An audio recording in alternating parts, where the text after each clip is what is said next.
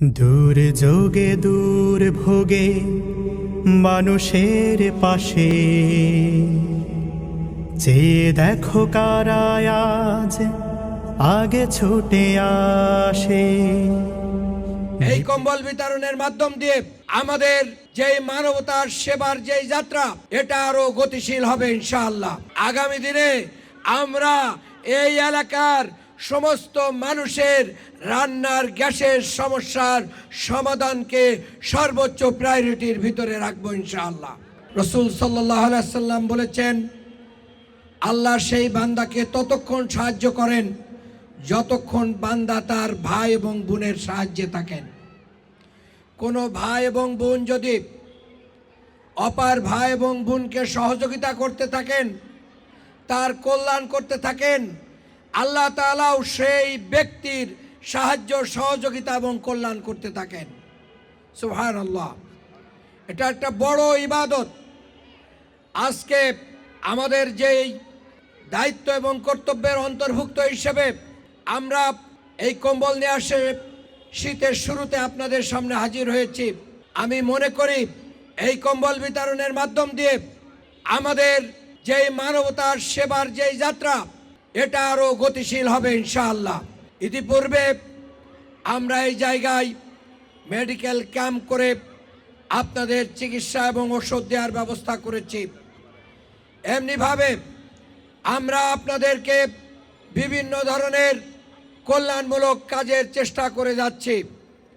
আমি বংশালবাসীকে বলতে চাই, শরীটোলাবাসীকে বলতে চাই, আগামী দিনে আপনারা যদি আমাদেরকে আরও বেশি শক্তিশালী করেন, আমাদের পাশে থাকেন, আমাদের জন্য দোয়া করেন, আমাদের কল্যাণ কামনা করেন, তাহলে অনেক অনেক বেশি সহযোগিতা এবং কল্যাণ নিয়ে আপনাদের মাঝে হাজির হব ইনশাআল্লাহ।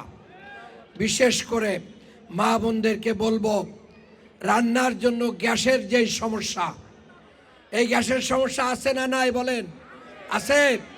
আগামী দিনে আমরা এই এলাকার সমস্ত মানুষের রান্নার গ্যাসের সমস্যার সমাধানকে সর্বোচ্চ প্রায়োরিটির ভিতরে রাখবো ইনশাআল্লাহ। এবং জলাবদ্ধতা, জ্যাম, পয় নিষ্কাশন ব্যবস্থাগুলোকে আমরা আরও ঢেলে সাজিয়ে এই এলাকার স্বাস্থ্যসেবা নিশ্চিত করে এলাকার মানুষের জীবন মানের উন্নয়ন করা হবে ইনশাআল্লাহ। এই যে মাঠটা খেলার অনুপযোগী হয়ে পড়ে আছে, জরাজীর্ণ অবস্থা, এটা থাকতে পারে না। এগুলো দেখলে মনে হয় যে ঢাকা ৬ এই স্বাধীনতার পরে কোনো অভিভাবক বা এমপি এসে কোনো উন্নয়ন করেনি। আসলেই কি উন্নয়ন হয়েছে? উন্নয়ন হয়নি। আগামী দিনে ঢাকা ৬-এর উন্নয়নকে ত্বরান্বিত করার জন্য সৎ, যোগ্য, মেধাবী এবং যারা দুর্নীতি করবে না, মানুষের হক নষ্ট করবে না, এরকম মানুষদেরকে আমরা নির্বাচিত করব ইনশাআল্লাহ। আপনাদের দোয়া চেয়ে আপনাদের যেন আরো বেশি বেশি কল্যাণ করতে পারি, সেই আহ্বান রেখে সেই দোয়া চেয়ে আমার বক্তব্য শেষ করছি। আল্লাহ হাফেজ। বাংলাদেশ জিন্দাবাদ।